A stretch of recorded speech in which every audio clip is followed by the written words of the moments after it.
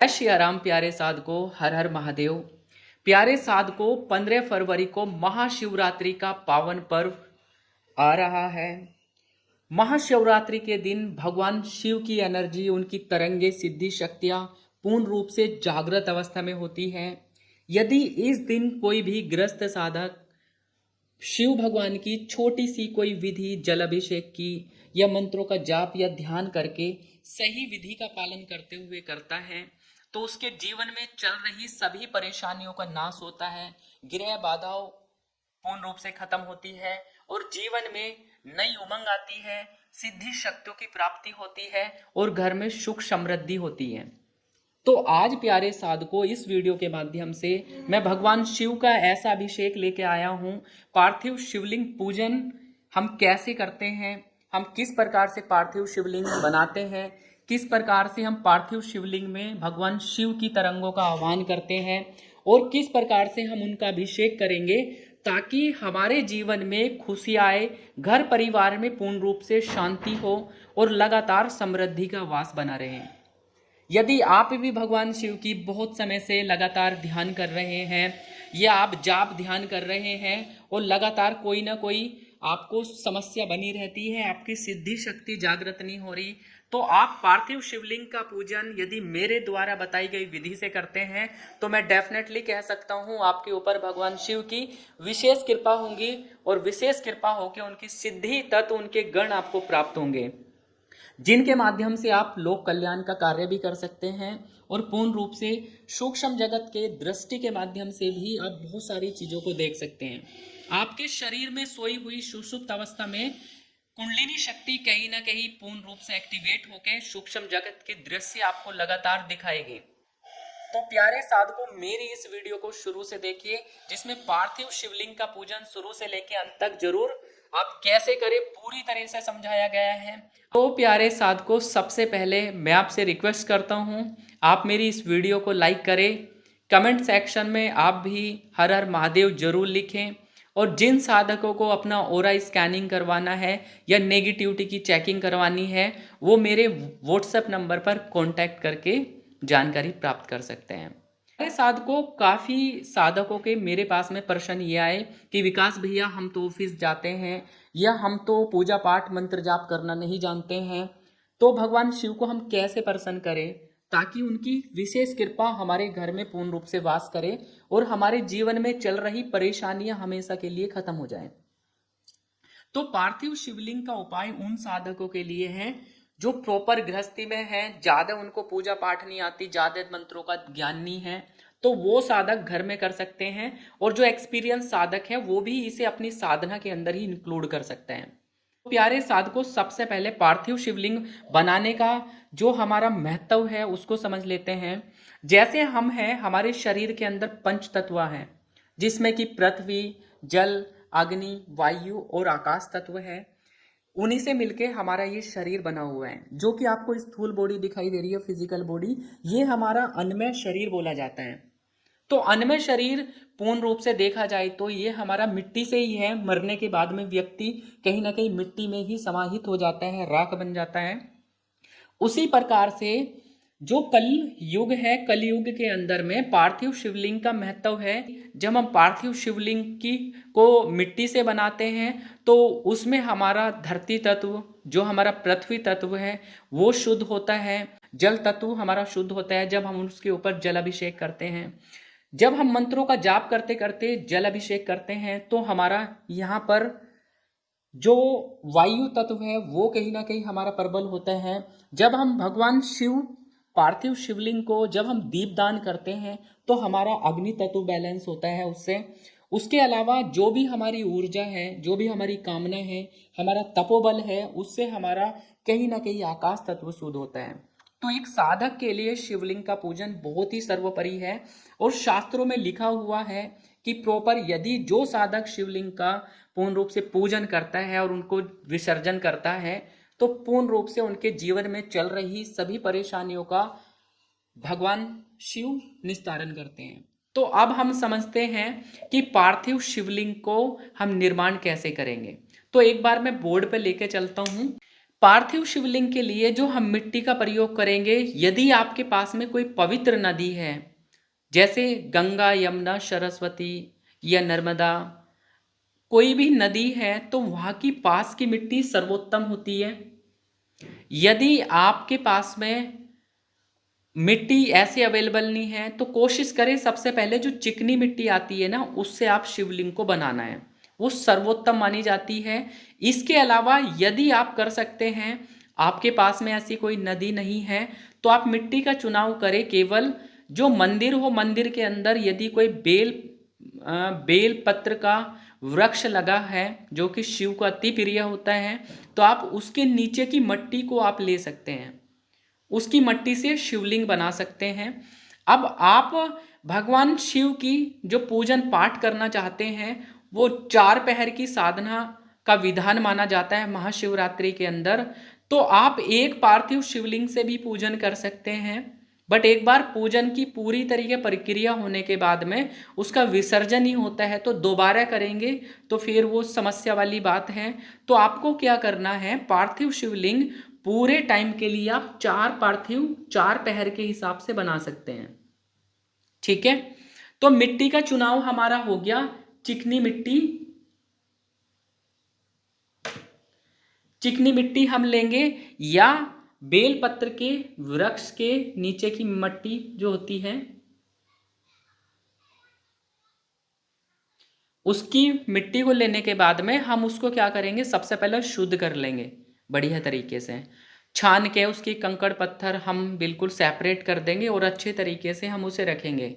इस दौरान जब आप शिवलिंग का निर्माण कर रहे हो तो कोशिश करो महाशिवरात्रि के दोपहर के समय पे आप कर सकते हो आराम से। अब मिट्टी को छान के आपको गंगा जल मिलाना है, गंगा जल मिलाएंगे जो मिट्टी है, उसके अंदर थोड़ी हल्दी भी मिला देंगे। ऐसा करने के बाद में सबसे पहले एक बेलपत्र लेंगे आप, बेलपत्र लेने के बाद में चंदन से इसके ऊपर आप राम लिखेंगे या ओम नमः शिवाय लिखेंगे। अब प्यारे साधकों, आपको मिट्टी जो बनाई है, तैयार करी है, उसका आप एक शिवलिंग का निर्माण कर लेंगे इस प्रकार से छोटा सा। अब कोशिश रहे आपके जो अंगूठे का साइज होता है इसका बना लें। आप निर्माण करते समय आपको अच्छे भाव रखने हैं, ओम नमः शिवाय का जाप करना है, या आप जाप कर सकते हैं ओम कर्पूर गौरम करुणावतारम संसार सारम भुजगेंद्रहारम सदा वसंतम हृदयारविंदे भवम भवानी सहितम नमामि। आप इस भगवान शिव के ध्यान मंत्र को जप कर सकते हैं। ठीक है, तो ये बनाते हुए आपने पूरी तरीके से इसको तैयार करके रख लिया। सबसे पहले आप सुबह जाओ, सुबह नहा धो के शिवरात्रि के दिन 15 फरवरी को पास के ही मंदिर में जाओ। मंदिर में जाने के पुष्प, दूध, दही, पंचामृत आप बना के लेके जाओ। ठीक है, दूध, दही, घी, शहद, शक्कर, आप ये तीनों का मिश्रण बना के तैयार कर लो, थोड़ा गंगा जल डाल लो उसके अंदर, और पास के ही शिवलिंग में फल फूल सहित आप जाओ। वहाँ पर 11 दीप आप लगाओ, 11 दीप आपको लगाने चाहिए, भगवान शिव को समर्पित करना चाहिए दीपदान देसी घी के। इसके अलावा आप वहाँ पे भगवान शिव को कम से कम आप जो बेर फल आते हैं वो आप लगा सकते हैं। ठीक है, वहाँ पे भगवान गणेश जी का पूजन करो, माता अंबिका का पूजन करो, पार्वती माता का, उसके बाद कार्तिकेय का और भगवान शिव का आप पूजन करिए बढ़िया तरीके से। पंचोपचार से, षोडशोपचार से आप यदि करना चाहते हैं तो अच्छे तरीके से करिए। ठीक है, उसके बाद में आपको पंचामृत से स्नान कराने, साफ करने के बाद में भस्म भी आप छिड़क सकते हैं। वहाँ पे बैठ के आपको हाथ में जल लेके संकल्प लेना है, अपने कुलदेवी कुलदेवता का ध्यान करना है, प्रार्थना करनी है, हे कुलदेवी कुलदेवता मैं भगवान शिव की आज फास्टिंग करूँगा, आज मैं उनका पूजन करूँगा, 4 पहर की साधना करूँगा। मैं जो पूजन करने जा रहा हूँ कृपया करके हमारे घर परिवार में जो भी परेशानी चल रही है उनको दूर करें, मेरी दृष्टि खुले, देव दर्शन हो और भगवान शिव की विशेष कृपा हमेशा से हमारी रक्षण करती रहे। आपको ऐसा संकल्प लेके संकल्प वहाँ पे विसर्जन कर देना है। उसके साथ भगवान शिव गणेश जी का ध्यान करते हैं, उनसे आप पूरी अपने पितरों से, कुलदेवी कुलदेवता से तो आपने कह दिया, आप संकल्प लेंगे जो आप साधना में, हे भगवान गणेश जी, मैं आज भगवान शिव का 4 पहर की पूजन करूंगा, ये अभिषेक करूंगा, यथाशक्ति मंत्रों का जप करूंगा, यथा स्थिति मंत्रों का जप करूंगा, और मेरे जीवन में जो भी कुंडलिनी शक्ति की आपकी इच्छा है, दृष्टि की इच्छा है, देव दर्शन की इच्छा है, या शिव कृपा की सिद्धि की आवश्यकता है, तो आप बोल के संकल्प उनको बोल दो। अपना नाम, गोत्र और एड्रेस बता दीजिएगा स्टार्टिंग में। ये आपका संकल्प की विधि होगी। शुरुआत में एक ही बार आप संकल्प ले सकते हैं मंदिर में जाके। अब आप शाम की ये पूजा स्टार्ट होगी तो पहला पहर जो आता है वो आता है 6 PM से लेके आपका 9 PM तक का टाइम। ठीक है, तो दिखाई दे रहा होगा। इस टाइम में प्रथम पहर में आपको पहले शिवलिंग का पूजन करना है, पार्थिव शिवलिंग का। तो सबसे पहले आपको क्या करेंगे, दूध से आपको अभिषेक करना है। एक साथ मिला के एक बार में भी कर सकते हैं, यदि आप 4 बार में नहीं करना चाहते तो एक बार तो कर ही लेना कम से कम। बाकी पहले पहर में दूध से अभिषेक बनाएंगे, दूध से आप धार देंगे शिवलिंग के ऊपर, और पूर्ण रूप से उसके बाद जल से, गंगा जल से आप करेंगे। उसके बाद में आपके पास में यदि आपके घर में परेशानियां चल रही है, मतलब आप गन्ने के रस से भी दे सकते हैं, आप अनार के रस से भी अभिषेक कर सकते हैं भगवान शिव का, आप रुद्राक्ष की माला के जल से भी आप उनको अभिषेक कर सकते हैं, कुसा से भी आप अभिषेक कर सकते हैं। तो इन्हें करने से डिफरेंट डिफरेंट परेशानी आपके घर की दूर होती है।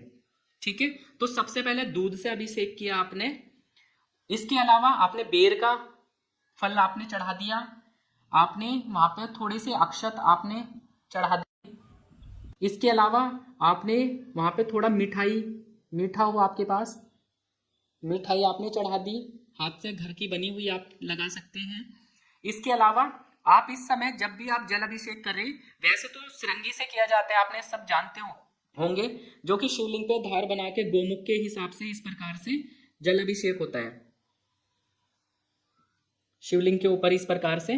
तो श्रृंगी बोलते हैं, इससे किया जाता है। यदि ये अवेलेबल नहीं है तो आप चम्मच उठाओ, चम्मच से 108 बार कम से कम आप ओम नमः शिवाय आप ये मंत्र बोलते हुए चम्मच से अभिषेक करते रहो। तो ऐसे भी आपका पूरा फल मिलेगा आपको पूजन का। तो एक टाइम की साधना ये हो गई। इसे करने से, दूध से अभिषेक करने की वजह से, क्रम से, तो ये मान के चलो आपके घर के अंदर में शुद्धिकरण होगी। आपके शरीर के अंदर में भगवान शिव का एक तरीके से बीज रोपित हो चुका है और उनकी ब्लेसिंग्स हो रही है। तो एक तरीके से आपकी जो प्रॉब्लम है वो भी दूर होंगी साथ के साथ में, और आपको एक तरीके से धर्म का मार्ग मिलता है। ठीक है, तो पहले में आपके शरीर के शुद्धिकरण हो गया और आपको कहीं ना कहीं आपके अंदर धर्म मतलब भगवान का तत्व आपको मिला।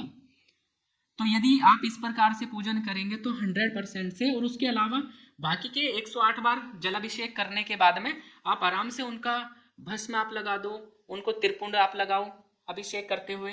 इस प्रकार से त्रिपुंड आप लगा सकते हैं शिवलिंग के ऊपर, और भांग के पत्ते होते हैं वो भी आप चढ़ा सकते हैं, श्रृंगार कर सकते हैं, माला समर्पित कर सकते हैं, पुष्प कर सकते हैं समर्पित, ये आपको करने हैं। अब दूसरे, और आप 11 दीपक भी लगा सकते हैं यहाँ पे ही। ठीक है, 11 दीपक आप जरूर लगाएं, या आप कोशिश करें तो एक दीपक तो होना चाहिए। धूप दीप आपको प्रॉपर करनी है। ये आपका तरीका हो जाता है एक पहर की साधना का। अब दूसरे पहर की साधना में आपको क्या करना है, ये टाइम होता है 9 PM टू 12 AM। ठीक है, इसके अंदर हम करेंगे दही से, दही से अभिषेक करेंगे। बाकी चीजें आपको सेम इसी प्रकार से नियम से करनी है। यदि जब हम दही से अभिषेक करते हैं तो एक तरीके से हमारी साधना के अंदर कंसिस्टेंसी आती है, हमारी स्थिरता आती है। यदि लक्ष्मी का वास होता है दूसरे पहर की साधना में, मतलब हमारे घर में धन टिकने लगेगा। यदि जिनके परिवारों में धन की प्रॉब्लम है तो यहाँ से आपको धन, लक्ष्मी, एक तरीके से दूसरा पहर अर्थ का माना जाता है। अर्थ के बिना, पैसे के बिना तो कुछ भी नहीं है। ठीक है, तो यहाँ से लक्ष्मी की आपकी प्राप्ति होती है। अब तीसरे पहर को हम मानेंगे 12 AM टू 3 AM। इसके अंदर हम प्रॉपर घी से अभिषेक करते हैं। निश्चित काल भी हमारा ये रहता है। तो रात्रि का सबसे पावरफुल समय जो रहता है वो 12 बजे से 3 बजे का टाइम रहता है, जिसमें हर एक साधक को मंत्र और जाप तो जरूर करना चाहिए ताकि उसकी ऊर्जाएं जागृत हो। तो इस पे करने से आपकी बहुत ज़्यादा ऊर्जा बढ़ती है, आपकी कुंडलिनी शक्ति प्रॉपर जागृत होती है। तो इस समय आपको अपनी रीढ़ की हड्डी को सीधा रखना है, प्रॉपर मंत्र और ध्यान प्रॉपर करना है, ताकि आपको वो कॉस्मिक एनर्जी पूर्ण रूप से प्राप्त हो। क्योंकि यही वह टाइम था जिसमें भगवान का शिवलिंग फर्स्ट टाइम ज्योति स्वरूप में एक तरीके से प्रकट हुआ था, फर्स्ट टाइम। चौथा टाइम होता है वो होता है हमारा मोक्ष का विसर्जन वाला, एक तरीके से जो हमने पूजन पाठ करा उसकी प्राप्ति, हमें फल की प्राप्ति इसी टाइम में होती है। तो इसमें हम जो अभिषेक करेंगे 108 बार शहद से करेंगे, ठीक है, ताकि हमारे घर परिवार में मधुरता हो, प्यार संबंध बढ़े और प्रॉपर सुख शांति का वास रहे। तो 108 बार आप ओम नमः शिवाय मंत्र का जाप करके समर्पित करेंगे, अभिषेक करेंगे, ठीक है। इसके साथ में ही अब आपको पार्थिव शिवलिंग आपके पास में अलग अलग प्लेट में, अलग अलग थाली में आप रखना। ऊपर श्रृंगार आरती आपने अच्छे से करी है और इसके साथ में बाकी के समय में मंत्रों का जाप भी कर रहे हैं। ओम नमः शिवाय, ओम नमः शिवाय, या ओम नमो भगवते रुद्राय नमः, या फिर आप ओम कर्पूर गौरम करुणावतारम संसार सारम भुजगेंद्र हरम सदा वसंतम हृदयारविंदे भौम भवानी सहितम नमामि, इस दिव्य मंत्र से भी आपने भगवान शिव का ध्यान किया है तो 100% से आपके ऊपर शिव की बढ़िया वाली कृपा होगी। और इस दिन आपको अपने शरीर के अंदर ऊर्जाएं पूर्ण रूप से फील होंगी। जिन साधकों को कभी थड़ाई का आभास नहीं होता, कुंडलिनी का आभास नहीं होता, यदि आप प्रॉपर मेरे बताई हुई वीडियो को फॉलो करके आप करते हैं तो डेफिनेटली आपका होता है। अब आपने जो संकल्प लिया है अपने घर में परेशानी को लेके, ठीक है, जैसे हम भगवान शिव के ऊपर तिल समर्पित करते हैं तो चारों पहरों में तिल को भी आप छिड़क सकते हैं। तो इनसे क्या रहता है कि आपके घर के अंदर में जितने भी सभी प्रकार की परेशानियां हैं, सर्व बाधा को दूर करने में हमारा तिल का प्रयोग रहता है। यदि आप शत्रु बाधा से ज़्यादा परेशान हैं तो आप काली मिर्च का प्रयोग कर सकते हैं, भगवान शिव को काली मिर्च आप समर्पित करें। यदि आपके घर में धन से रिलेटेड कोई परेशानी चल रही है तो आप गन्ने के रस से अभिषेक करेंगे तो आपके घर में वो भी परेशानी दूर होंगी। दूध से करते हैं, गंगा जल से करते हैं, ये डिफरेंट डिफरेंट अलग अलग काम में आती है। बाकी आप तेल से, काली मिर्च से, गन्ने के रस से, अनार के रस से, इससे भी हमारा धन धान्य समृद्धि आती है, ठीक है। या जैसा भी आपका मन करे वैसे आप अभिषेक कर सकते हैं। आप यही कर लेते हैं अपना घर में पूर्ण रूप से बैठ के तो आपके ऊपर कृपा होती है, आपका संकल्प सिद्ध होता है, सिद्धि शक्तियों की प्रॉपर जागृति होती है। अब आपको करना क्या है कि आपके पास में जो शिवलिंग है, पार्थिव शिवलिंग, तो आप अगले दिन 16 फरवरी के दिन आप अपना बढ़िया तरीके से नहा धो के, सूर्य निकल जाएगा, आप उस समय पास की ही किसी नदी में विसर्जन कर सकते हैं। यदि नदी दूर है तो आप बेल पत्थर के जो वृक्ष होता है बेलपत्र का, वो आप वहाँ पे भगवान शिव को मतलब शिवलिंग को विसर्जन कर सकते हैं। पीपल के पेड़ की जड़ में, तो किसी साफ जगह पे करना है, ना कि आप कहीं भी कर दो, पैर उर के नीचे वो पानी नहीं जाना चाहिए। एक चीज रह गई, आप जो पूजन कर रहे हैं चार पहर की पूजन में आप हर एक शिवलिंग के लिए 108 गुलाब भी अर्पित कर सकते हैं। आप 108 बेल पत्र भी आप भगवान शिव को चढ़ा सकते हैं, उनके ऊपर राम नाम लिख के चंदन से। तो यदि ये भी करते हैं साथ में, आप 108 जल धारा के साथ में एक बार अपने चम्मच से जल अभिषेक करा और एक गुलाब भी उठाया, ओम नमः शिवाय का जाप करते हुए, ओम नमः शिवाय का जाप करते हुए बेलपत्र आपने समर्पित कर दिया। इस प्रकार से आप करते तो बहुत पावरफुल ऊर्जा बनती है। और मैं हमेशा से इसी प्रकार से महाशिवरात्रि की साधना पूजन पाठ करता हूँ। तो मेरी कोशिश रहती है आप सभी के साथ भी अपनी साधना के कुछ सीक्रेट्स शेयर करे जाए, जिनको आप भी करके अच्छे तरीके से बढ़िया एनर्जी को पुल कर सकते हैं। सारे साधकों इस प्रकार से आपको करना है, बाद में विसर्जन करना है, तो आप अपने शरीर में देख पाएंगे कि आपका मन चेंज हो चुका है, आपका शरीर कहीं ना कहीं चेंज हो चुका है। और भगवान शिव के प्रति आपके मन के अंदर याद करते ही आंसू आने लगे तो आप समझना कि आपकी चेतना शक्ति जागृत हो रही है, आपको भगवान शिव के गण प्राप्त होने वाले हैं या उनके तत्व आपको अंश आपको मिल चुके हैं। तो प्यारे साधकों, मिलते हैं एक नई जानकारी के साथ। तब तक के लिए आप सभी को महाशिवरात्रि की हार्दिक शुभकामनाएं हैं। मिलते हैं एक नई वीडियो में, तब तक के लिए आप सभी को हर हर महादेव, जय शिव शंभू।